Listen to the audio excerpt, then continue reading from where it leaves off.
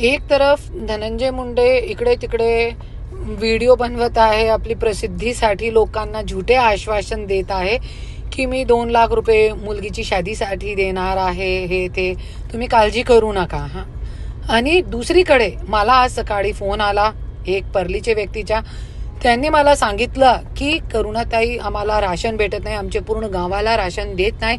धनंजय मुंडेचा कार्यकर्ता आहे संग्राम गित्ते, तो सरपंच पण आहे आणि त्यांची राशनची दुकान पण आहे.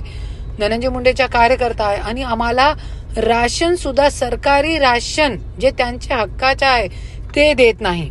तुम्ही लोकांना एकच हात जोडून कडकडीची विनंती करते की असे लोकांकडून तुम्ही काहीही अपेक्षा ठेवू नका. आणि धनंजय मुंडेला मी बोलते, लोकांना झुटे आश्वासन देऊ नका आणि त्यांच्या राशन तुम्ही त्या लोकांना द्या, जे राशन त्यांचे हक्क का आहे ते पण तुम्ही लोकांना द्या.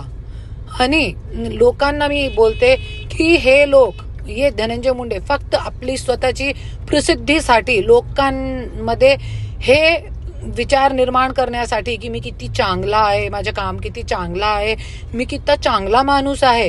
आणि ज्या व्यक्तीने स्वतःची बायकोचा नाही झाला, शरद पवार साहेबांचा नाही झाला, स्वतःच्या काकाचा नाही झाला, आई वडिलांचा नाही झाला, दुसरी बायकोचा नाही झाला, आणखीन खूप काही लोक आहेत ज्यांचा नाही झाला, तो असे व्यक्तीकडून तुम्ही अपेक्षा ठेवू नका. धन्यवाद.